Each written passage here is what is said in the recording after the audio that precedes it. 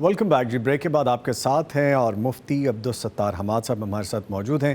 گفتگو کر رہے ہیں ہم سواد توہین مذہب واقعے کے حوالے سے بھی، اور کچھ چیزیں جو دین کی رہنمائی ہمیں مل سکتی ہے اس پہ بھی ہم جاننے کی کوشش کر رہے ہیں. سر میں چاہوں گا اس موضوع کو ہم کمپلیٹ کر لیں جو سواد کا واقعہ ہے.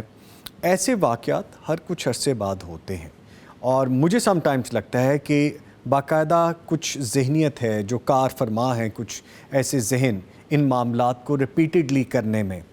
کیا مجھے تو لگتا ہے کہ پلس چیک کی جاتی ہیں کہ اس کا رد عمل کیا آ سکتا ہے. آپ کیا سمجھتے ہیں کہ ایسے واقعات رونما ہو جاتے ہیں یا ان کو باقاعدہ کچھ ذہنیت ہے اس بارے میں؟ اس کے پیچھے ذہنیت تو ہوتی ہے. جی. جو بھی اس طرح کے واقعات ہوتے ہیں اس کا کوئی بیک گراؤنڈ ضرور ہوتا ہے.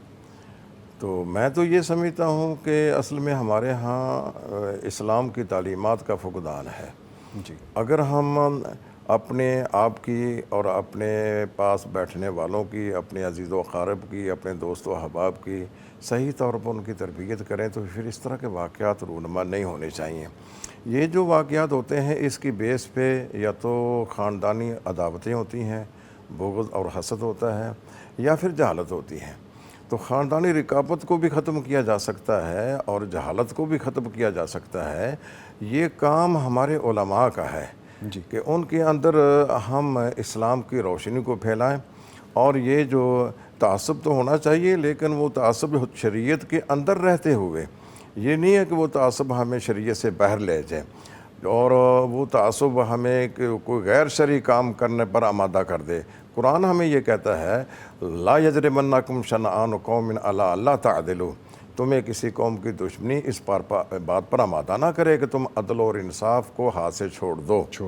تو یہ عدل اور انصاف کو قائم رکھنا انتہائی ضروری ہے، خواہ واقعات و حالات کس طرح کے بھی کیوں نہ ہو جائیں. جی ٹھیک ہے. اچھا سر، ایک ذہنی مریض، ہم اس بات کو اس طرح سے بھی سمجھ لیتے ہیں جس طرح کہا جا رہا ہے کہ ذہنی ڈسٹرب تھا، آلدو کہ اس کے بارے میں بہت سی کانسپرنسیز پائی جا رہی ہیں کہ اگر اس نے کرنا تھا تو وہ سیالکوٹ میں نہیں کیا گیا، تو مدین گیا، وہ سوات کے علاقے میں گیا، اتنی دور جا کے اس نے یہ معاملہ کیا. پھر ایک کانسپرنسی یہ بھی آ رہی ہے کہ ہوٹل کے معاملات اپنے تھے، وہ لین دین کا معاملہ تھا، اس کو یہ رنگ دے دیا گیا. اینی وے ابھی تو انیشل سٹیجز پہ ہیں باتیں. اور پھر ایک ویڈیو وہ بھی آ گئی کہ وہاں پہ جو پولیس کے عہدیدار ہیں وہ ٹکڑے دکھا رہے ہیں جو جلائے گئے قرآن کریم کے. تو بہت ساری چیزیں بھی جو ابھی ابتدائی تفتیش ہے اس میں نظر آ رہی ہیں. اگر کوئی ذہنی مریض ہے، کوئی شخص ایسا جس سے ایسا توہین آمیز کوئی ایسا فعل سرزد ہو جائے، تو قرآن و حدیث کی روشنی میں ہمیں رہنمائی کیا ملتی ہے، کرنا کیا چاہیے؟ ذہنی مریض کے بارے میں یہ دیکھ لیا جائے کیا صرف اس واقعات کے ہی پیچھے ذہنی مرض ہے یا پہلے بھی کوئی ذہنی مرض کی بنا پر کوئی حقیقتاً ایسا ہے. جی. جی. بعض اوقات ایسا ہوتا ہے کہ کسی کو بچانے کے لیے ہم یہ ڈھونگ رچا لیتے ہیں کہ یہ ذہنی مریض ہے، جی. اس کا دماغ صحیح نہیں ہے. اسی طرح بعض اوقات کوئی طلاق دیتا ہے اپنی بیوی کو تو وہ ہم کہتے ہیں یہ ذہنی مریض ہے، لہذا اس کی طلاق واقع نہیں ہونی چاہیے. کیا یہ ذہنی مرض اسے اور واقعات کے اندر بھی رونما ہوتی ہے یا اسی واقعے میں ذہنی مریض بن گیا ہے وہ؟ تو اس بات کی تحقیق کر لینی چاہیے. صرف ذہنی مریض اس کو بچانے کے لیے نہیں، حقیقتاً اگر ذہنی مریض ہے تو پھر اس کو چھوٹ دی جا سکتی ہے، لیکن اگر ڈھونگ رچایا گیا ہے ذہنی مرض کا تو پھر اس واقعات سے اس کو چھوٹ نہیں دینی چاہیے. اچھا، قرآن و حدیث ہماری اس طرح سے رہنمائی کرتا ہے کہ پہلے یہ چیزیں دیکھ لیجیے. ہمیں کوئی مثال ملتی ہے نبی مکرم صلی اللہ علیہ وآلہ وسلم کے دور سے کوئی ایسا واقعہ رونما ہوا ہو؟ عدل و انصاف کی کیا مثال ملتی ہے؟ سزا و جزا کی کیا مثال ملتی ہے؟ احکامات ہمیں جو کرنے کے ہیں وہ کیا ملتے ہیں؟ کوئی ایسی مثال ملتی ہے ہمیں؟ دیکھیں جی، مثالیں تو بے شمار ہیں. یہ دیکھیں حضرت نبی کریم کے دور میں ایک فاطمہ مخزومیہ تھی، جی. جی. اس نے چوری کر لی تھی. تو رسول اللہ صلی اللہ علیہ وسلم نے فرمایا کہ اس کا ہاتھ کاٹ دیا جائے. وہ بڑے معزز خاندان کی خاتون تھیں. جی. لوگوں نے کہا بھی اس کا ہاتھ نہ کاٹا جائے، بلکہ آپ کے ایک چہیتے بلکہ گھر کا فرزند آپ نے اس کو بنایا تھا، زید بن حارثہ. اس کو حضرت اسامہ جی جی حضرت اسامہ کو درمیان میں ڈالا گیا کہ تم سفارش کرو، تو رسول اللہ صلی اللہ علیہ وسلم نے فرمایا کہ ایسا نہیں ہے، یہ تو فاطمہ مخزومیہ ہے، اگر میری بیٹی فاطمہ بنت محمد بھی یہ کام کرتی تو لقطعت یدہا، تو میں اس کا بھی ہاتھ کاٹ دیتا۔ تو اس طرح کے واقعات کے پس منظر میں یہ جذبات نہیں آنے چاہیے۔ قانون کی بالادستی، قانون کی بات ہے، اس کی بالادستی ہے، خواہ کوئی بھی آ جائے قانون کی بالادستی، قانون وہ نافذ ہونا چاہیے، خواہ اپنا ہو یا کوئی بیگانہ ہو۔ یہ جو میں نے تو پہلے قرآن کی آیت پڑھی ہے نا کہ لا یجرمنکم شنآن قوم علی الا تعدلوا، جی کسی قوم کی دشمنی تمہیں اس بات پر آمادہ نہ کرے تم عدل اور انصاف نہ کر سکو۔ اچھا سر، کچھ دیر پہلے ہم بچیوں کی تربیت کی بھی بات کر رہے تھے، میں چاہوں گا اس کو ہم ذرا واضح کر لیں اس بات کو بھی۔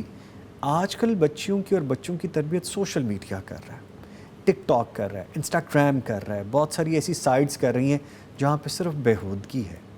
ہماری آنے والی نئی نسل، ہماری وہ بچیاں جو کل کی مائیں ہوں گی، ان کی تربیت وہاں ہو رہی ہے سر۔ کتنے المیے کی بات ہے۔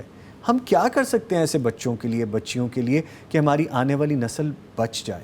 یہ تو بہت خطرناک معاملہ چل رہا ہے سر۔ اصل میں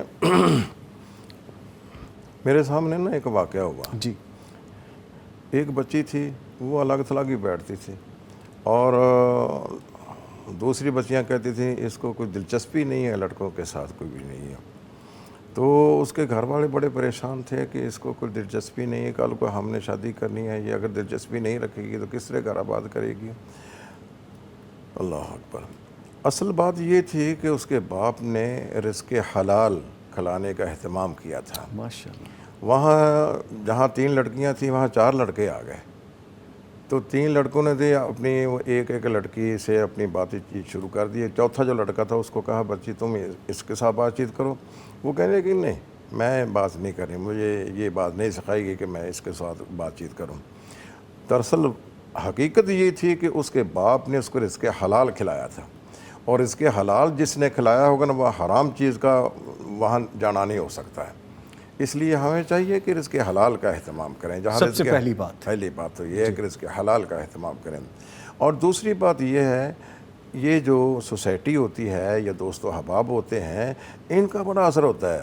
المرء علی دین خلیلہ، انسان جو ہوتا ہے اپنے دوست کے مسلک کو پسند کرتا ہے۔ وہ سوسائٹی کو، اس کی دوست و احباب کو، اس کی سہیلیوں کو دیکھا جائے وہ کس کیٹاگری کی ہیں، اس کمپنی کو، صحبت کو دیکھا جائے، صحبت کو دیکھا جائے۔ جی یہ صحبت کے بڑے اثرات ہوتے ہیں۔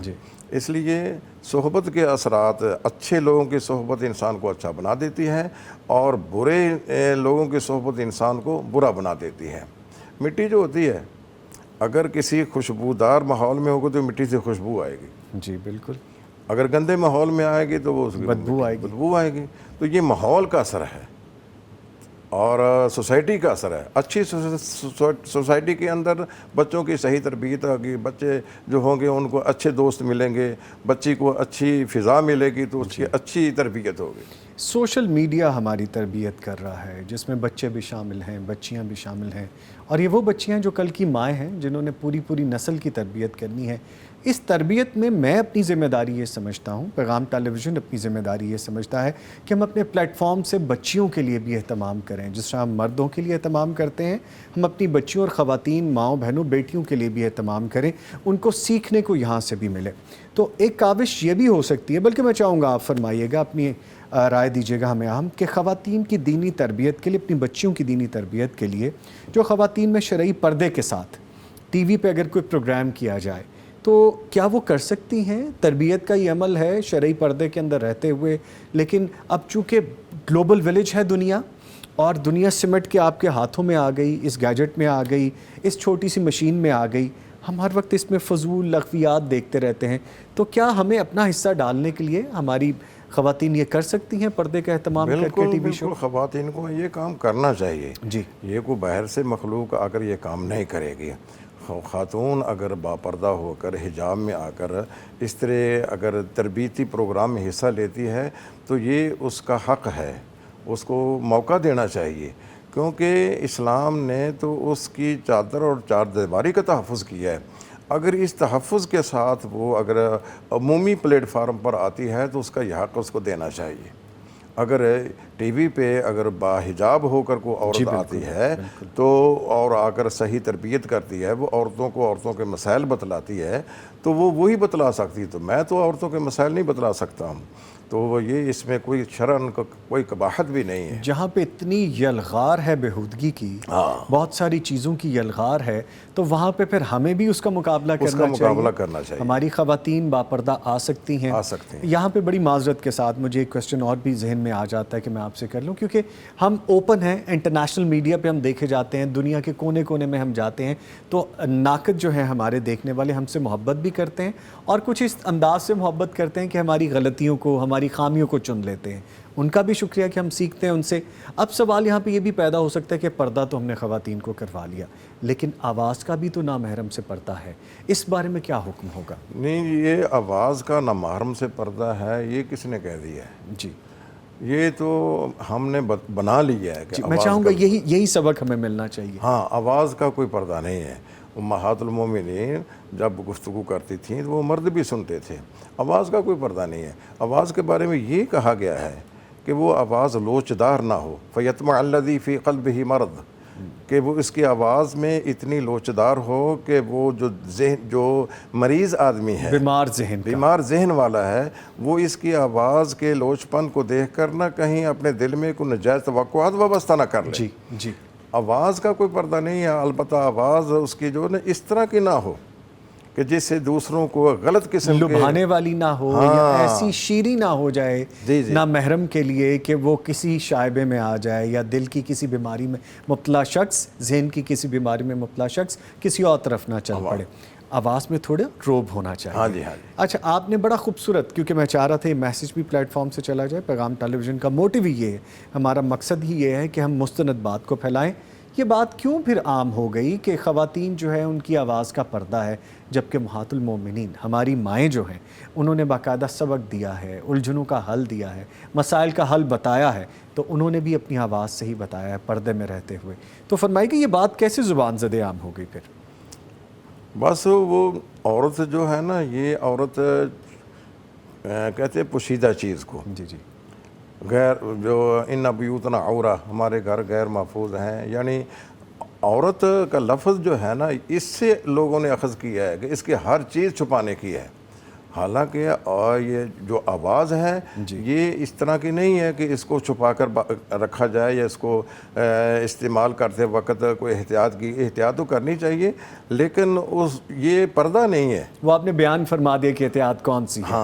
ٹھیک ہے، لیں جی، یہ میتھ بھی ٹوٹ گئی۔ آج جو اکثر بات کی جاتی ہے ہمارے سوشل میڈیا کے پلیٹ فارم پہ، نیچے بڑے کمنٹس لکھے جاتے ہیں ویڈیوز کے نیچے، ہماری چونکہ ٹیم بڑی ویجیلنٹ ہے کہ جی آواز کا بھی تو پردہ ہے، اگر آپ نے یہ پردہ کروا دیا ہے تو وہ کوئی پردہ اس طرح کا ہے نہیں، یہ ہم نے خود بنا لیا ہے۔ ٹھیک ہے، اور یہ بھی علم حاصل کرنے کا ایک ذریعہ ہے، جس طرح سر ہمارے ساتھ موجود ہے، ایسے ہی جو دین کے عالم اور دین کے پڑھے لکھے لوگ ہوتے ہیں ان سے گفتگو کریں تو بات سمجھ میں آتی ہے، کوئی ریفرنس ہو، کوئی حوالہ ہو تو پھر وہ شامل کیا جا سکتا ہے، ہم اس پہ مزید گفتگو کر سکتے ہیں۔ بہرحال ابھی کا ریفرنس یہ ہے کہ ایسا کوئی پردہ نہیں ہے۔ اچھا سر، فرمائیے گا کہ کیا عورت میکے سے ملنے والی جو جائیداد ہے وہ اپنی مرضی سے اپنے بھائیوں کو ہبہ تحفہ کر سکتی ہے، یا اس کو اپنے شوہر سے پہلے اجازت لینی ہوگی؟ دیکھیں، اس کو گھر کا بچانا بہت ضروری ہے۔ سب سے پہلی بات تو یہ ذہن میں رکھیں کہ عورت کی سب سے بڑی ذمہ داری یہ ہے کہ وہ اپنے گھر کو بچائے۔ جی، تو حدیث میں بھی یہ آتا ہے، وہ اپنی چیز اگر کسی کو دینا چاہتی ہے تو وہ اپنے شوہر سے اس کا اظہار کرے، یعنی شادی شدہ ہے تو پہلے وہ اس سے پوچھے، تاکہ نا گھر کا بچانا ضروری ہے، اس کے دل میں کوئی اس طرح کے خیالات نہ آئیں۔ بے شک وہ اپنی چیز کی خود مالک ہے، وہ اس میں تصرف کر سکتی ہے، لیکن اس سے زیادہ یہ ہے کہ گھر کا ماحول جو وہ صحیح رکھا جائے، خامد کے ذہن میں کوئی ایسی بات نہ آئے جس سے وہ یہ سمجھے کہ یہ اپنی مرضی کر رہی ہے۔ اس لیے وہ اپنی جو مملوکہ چیزیں ہیں ان کو دیتے وقت بھی شوہر سے پوچھ لے، شوہر کے علم میں لے آئے، تاکہ اس کا گھر جو ہے اس میں کسی قسم کی غلط فہمیاں نہ آئیں، گھر اس کا ٹوٹ پھوٹ کا شکار نہ ہو جائے۔ اس میں شوہر کا سر کوئی رائٹ ہو سکتا ہے؟ جیسے خواتین ہیں ان کو حصہ ملا اپنے والدین کی جائیداد سے، تو کیا شوہر اس پہ ضروری ہے کہ شوہر کا بھی اس میں کچھ عمل دخل ہو، یا صرف یہ حکم کے لیے ہے کہ اگر وہ شوہر اجازت دے دے تو پھر جو مرضی کرے؟ میں نے پہلے یہی بات کی ہے کہ یہ نیکی کے کام کرنے کی بجائے نا سب سے پہلے ضروری ہے کہ اپنے گھر کو بچایا جائے، شوہر کو اعتماد میں لیا جائے، اور اعتماد میں لینے کے لیے ضروری ہے کہ اس کو قائل کیا جائے۔ یہ فضا قائم نہیں ہونی چاہیے گھر کے رہتے ہوئے کہ یہ اپنی مرضی کر رہی ہے اور ہم سے کوئی پوچھتی نہیں ہے۔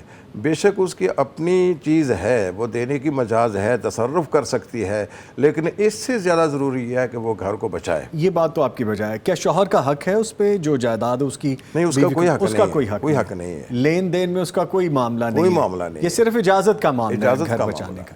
ٹھیک ہے، اچھا سر، ایک سوال آیا میرے پاس اور پوچھا یہ گیا ہے کہ میں نے 50,000 کا ایک بکرا قربانی کے لیے خریدا، مگر عید سے 2 روز قبل اس میں کوئی عیب پیدا ہو گیا، میں نے وہ جانور 40,000 کا فروخت کر دیا اور مجھے اس سے ذرا ہلکا جانور 30,000 کا مل گیا۔ اب اس طرح میں نے 30,000 والے جانور کی قربانی کر دی۔ سوال یہ ہے کہ متبادل جانور خریدتے وقت جو 10,000 روپے بچ گئے تھے، کیا یہ میں رکھ سکتا ہوں یا پھر یہ بھی صدقہ کرنا ہوگا؟ دیکھیں، رسول اللہ صلی اللہ علیہ وسلم کے دور میں نا ایک واقعہ ہوا۔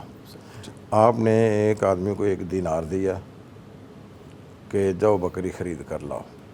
اس نے ایک بکری خریدی 1 دینار کی۔ دینار سونے کا سکہ ہے، جی درہم چاندی کا سکہ ہوتا ہے۔ جی تو رستے میں نا اس کو ایک آدمی مل گیا، تو اس سے بھاؤ تاؤ کیا، تو اس نے اس کو 2 دینار میں وہ جانور فروخت کر دیا۔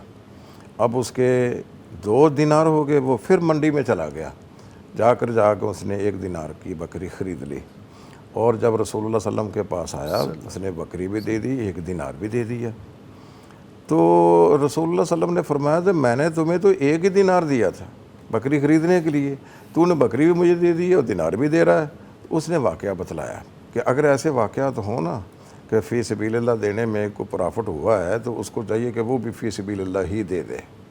اچھا، یعنی اس صورت میں یہ 10,000 بھی اللہ کی راہ میں دے اللہ کی دیا راہ جائے۔ میں دے دے وہ۔ اچھا سر، اس میں ایک چیز اور بھی ہے کہ پہلے اس نے 50 کا لیا، نقصان میں اس نے بیچ دیا، تو وہ جو 10,000 اس کو پہلے ہی کٹ گیا، وہ صدقہ ہو گیا پہلے ہی وہ اس کی صدقہ طرف ہو سے؟ گیا وہ بھی، ٹھیک ہے، یعنی اس معاملے میں وہ ہر طرح سے فائدے میں ہی فائدے میں ہے ہے۔ جس نے یہ کیا، قربانی بھی ہو گئی، صدقہ بھی ہو گیا۔ ہاں، تو اگر یہ تاثر آ جاتا ہے کہ سستا لے لیا اور تھوڑا کم وزن کا لے لیا، تو اس میں کوئی کمی، کوئی قباحت تو نہیں نظر آتی؟ جو جانور اللہ کی راہ میں دینے کے لیے خرید لیا جائے نا، جی جی، تو اسے چاہیے کہ وہ اس سے بہتر جانور تو متبادل کے طور پر خریدا جا سکتا ہے، لیکن اس سے گھٹیا جانور خرید کر باقی پیسے خود اپنی جیب میں ڈالنا یہ صحیح نہیں ہے۔ اچھا، ہاں، لیکن چونکہ اس صورت میں اس کی مجبوری تھی اور وہ 10,000 وہ اللہ کی راہ میں بھی اگر دے دیتا ہے تو پھر یہ قبول بھی ہے اور فضیلت بھی ہے۔ الحمدللہ۔ ٹھیک ہو گیا، ٹھیک ہو گیا۔ لیسن میں چاہوں گا چونکہ وقت بالکل ختم ہونے کے قریب ہے، کوئی ایسا پیغام بھی ہمیں دیجئے کہ ہم دین کو نہ صرف جذبات کے طور پہ رکھ لیں، ہم اس پہ عمل بھی کیا کریں، ہم نماز بھی پڑھا کریں، ہم قرآن کی تلاوت بھی کیا کریں۔ میں اگر گھر کا کفیل ہوں تو جب تک میں خود عملی طور پہ نہیں کروں گا، میں لاکھ اپنے بچوں کو کہتا رہوں، اپنی بیوی کو کہتا رہوں، اپنی بیٹیوں کو کہتا رہوں، اس سے کوئی فرق نہیں پڑنے والا۔ تو ہم گھر کے کفیل جو ہیں، ہمیں پہلے اپنے آپ کو کیسے ٹھیک کرنا ہے، دین ہمیں کیا حکم دیتا ہے، یہ فرما دیجیے گا، تاکہ وہ سوچ جو ہمارے ذہن میں رہتی ہے کہ میں دین پہ عمل کروں نہ کروں، میں روزہ، زکوٰۃ، حج والے معاملات کی طرف جاؤں یا نہ جاؤں، لیکن جب کوئی ایسا واقعہ دیکھ لوں تو میں اس پہ بس پل پڑوں، میں قانون کو ہاتھ میں لے لوں۔ مجھے یہ سمجھ دے دیجیے، ہمارے ویورز کو سمجھ دے دیجیے۔ اصل میں نے قرآن کریم کی آیت پہلے ایک پڑھی ہے نا، یا ایھا الذین آمنوا قوا انفسکم واہلیکم نارا، تم اپنے آپ کو بھی اور اپنے اہل و عیال کو بھی جہنم کی آگ سے بچاؤ۔ تو اس کا تقاضا یہ ہے کہ میں اگر صبح اٹھتا ہوں نا نماز پڑھنے کے لیے، تو میں یہ نہ سوچوں کہ میں جا رہا ہوں نماز پڑھنے کے لیے، میرے بچے سوئے ہوئے ہیں، میری بیوی سوئی ہوئی ہے، نہیں، میری یہ بھی ذمہ داری بنتی ہے کہ میں اپنے بچوں کو بھی اٹھاؤں اور اپنی بیوی کو بھی اٹھاؤں۔ بلکہ حدیث میں آتا ہے کہ اللہ تعالیٰ کے رسول نے اس آدمی کے لیے دعا کی ہے، رحمت کی، رحم اللہ امرأن، اللہ اس آدمی پر رحم کرے جو اٹھتا ہے اور بیوی کو اٹھاتا ہے، اگر بیوی نہیں اٹھتی ہے تو اس کے منہ پر پانی کے چھینٹے مارتا ہے۔ اسی طرح بیوی کے لیے بھی دعا کی ہے، جو صبح اٹھتی ہے نماز پڑھتی ہے خامد کو بھی اٹھاتی ہے، اگر خامد نہیں اٹھتا ہے تو اس کے منہ پر پانی کے چھینٹے مار کے اس کو اٹھانے کی کوشش کرتی ہے۔ تو گھر کے اندر بھی اس طرح کا ماحول پیدا کیا جائے تربیتی انداز سے کہ میں اگر جاتا ہوں نا تو میں اپنے بچوں پر بھی نظر رکھوں کہ میری بچیوں میں سے کون اٹھتی ہے، پھر ان کی حوصلہ افزائی بھی کروں۔ بلکہ اس طرح کے ہونا چاہیے کہ جو بچے صبح نماز باجماعت پڑھیں گے میں ان کو اتنا انعام دوں گا، جو بچی صبح نماز پڑھے گی اس کو اٹریکشن پیدا کی جائے، کشش آئے، شوق پیدا کیا جائے۔ اس شوق پیدا کرنے کا نتیجہ یہی نکلے گا کہ ساروں جتنے بھی بچے ہوں گے نا وہ شوق سے ہی مسجد میں کا رخ کریں گے۔ انسینٹو ملے، اس پہ بونس ملے، اس پہ ان کو تحفے ملیں، اس پہ ان کو فائدہ ہو، دنیاوی فائدے یہاں پہ نظر آئیں اور آخرت کے فائدے ان کو سمجھائیں جائیں، وہ آخرت میں ہمیں ملیں گے۔ میں ایک اور بڑا خوبصورت نوٹ یہاں پہ چھوڑنا چاہوں گا۔ بہت سے ایسے لوگوں کو میں نے سر دیکھا ہے، آپ جیسے ماشاءاللہ معتبر لوگ، جو بچوں کی تربیت کے لیے کہ صبح اگر کسی نے 40 دن با جماعت نماز فجر آ کے ادا کی ہے تو ان کو کوئی سائیکل گفٹ کر دی، ان کو کوئی تحفہ دے دیا۔ یہ بچوں کی تربیت کا معاملہ ہے، تو میں چاہوں گا یہ بھی ایک میسیج دے دیجئے تاکہ یہ بھی ایک تربیت بالکل یہ مسابقت ہونی چاہیے۔ ہاں جی، تاکہ بچوں کے اندر نا وہ پہلے سے انعام کر دے، جو بچوں تم میں سے جو اتنے دن با جماعت نماز پڑھے گا نا اس کو یہ گفٹ دیا جائے گا، یہ گفٹ ملے گا، یہ انعام دیا جائے گا۔ تو اس گفٹ کے لالچ میں اگر بچے صف اول کے نمازی بنتے ہیں تو یہ سودا مہنگا نہیں ہے، مہنگا نہیں ہے، کوئی مہنگا سودا نہیں ہے۔ یہ تو بچوں میں، بڑوں کے لیے بھی کوئی پیکج بڑوں ہونا کے لیے چاہیے بھی پیکج ہونا چاہیے کہ ان کو بھی کوئی گفٹ مل جائے۔ بالکل ہونا چاہیے۔ دنیاوی گفٹ ملتے ہیں تو ہمیں بڑا اچھا لگتا ہے نا، ہاں جی، آخرت تو ہم نے تب دیکھنی ہے جب امال نامہ کھلے گا، جب وہاں جائیں گے پھر دیکھیں گے۔ تو بڑوں کی تربیت کے لیے، ہمارے جیسے لوگوں کی تربیت کے لیے بھی کچھ ہونا چاہیے نا۔ بالکل ہونا چاہیے، ان کے لیے یہ نقدی دینے کی بجائے کوئی کتاب ہو بہترین جس سے اس کو دلچسپی ہو، جی بالکل، وہ کتاب دے دی جائے تاکہ اس کو کہا جائے کہ تم نے روزانہ اس کے 2 صفحے پڑھنے ہیں، یا قرآن مجید کو اچھا ترجمے والا اس کو دے دیا جائے، کوئی حدیث کی کتاب جو ہے وہ دے دی جائے، جو اچھی اس کی تربیت کرنے والی چیزیں ہیں نا وہ دے دی جائے، نہ کہ یہ ناول کے انداز سے لکھی ہوئی کتابیں دینے کی ضرورت ہی نہیں ہے، نہ اس کا کوئی فائدہ ہوتا ہے۔ ٹھیک ہے، دین کی سمجھ کے حوالے سے سر، سعودی عربیہ میں کتنی خوبصورت مثال ہم دیکھتے ہیں کہ جیسی اذان ہوئی سب کاروبار زندگی بند۔ وہاں پہ اگر آپ دیکھتے ہیں اگر کوئی ٹریفک پہ جا رہا ہے، کسی لانگ روٹ پہ ہے تو جائے نماز نکالی، سڑک کے کنارے میں نماز پڑھی جاتی ہے۔ آپ کے بقالے بند ہو گئے، آپ کے سٹورز بند ہو گئے، آپ کے مالز بند ہو گئے۔ مجھے یاد پڑتا ہے کہ جب میں باہر تھا تو میں نے سعودی عربیہ میں 1 سال گزارا، میں نے دیکھا کہ آپ کا جتنا مرضی بڑا سٹور ہے، آپ کا دنیا کا بہترین چین کا کوئی سٹور ہے، کوئی ریسٹورانٹ ہے، سب بند اور نماز کی طرف دوڑ رہے ہیں۔ پھر لطف کی بات یہ ہے کہ وہاں کوئی اس طرح کی شکایت ہی نہیں آتی ہے کہ کسی نے وہاں سے کوئی چوری کر لی ہو، کوئی چیز اٹھا لی ہو، سب کھلا چھوڑ کے چلے جاتے ہیں، چھوڑ کے چلے جاتے ہیں۔ تو دین اسلام کی یہ خوبصورتی ہے۔ تو سر ہم ایسا کیا کریں کہ ہم یہاں پہ جب اذان سنیں تو آفس کا کام چھوڑا فوراً پہنچ گئے، اپنا کاروبار چھوڑا فوراً پہنچ گئے، یہ ہم کیوں نہیں کرتے یہاں پہ؟ کرنا چاہیے میرے بھائی، یہ تو ہمارے ذہن میں دنیا کا لالچ اتنا آ چکا ہے اور ایک دوسرے سے آگے بڑھنے کی سبقت اتنی آ چکی ہے کہ ہمارے ذہن میں یہ بات ایک ثانوی حیثیت اختیار کر چکی ہے، جس کو ہم نے اولین حیثیت دینی تھی نا کہ ہم بڑھ چڑھ کر اس نیکی کے کاموں میں حصہ لیں، سابقوا فی الخیرات، تو اس کی بجائے ہم دنیا کے معاملات میں زیادہ دلچسپی لینے لگے ہیں۔ ہاں، دنیا ہم سمیٹ رہے ہیں، آخرت ہم سمیٹ نہیں رہے، ہمیں اس کی فکر کرنی چاہیے۔ بل تؤثرون الحیات الدنیا والآخرۃ خیر وابقیٰ۔ بہت شکریہ سر، اسی خوبصورت آیت کے ساتھ، اسی خوبصورت نوٹ کے ساتھ میں پروگرام کا اختتام کروں گا اور ایک بڑا پیارا کمنٹ بھی شامل کروں گا۔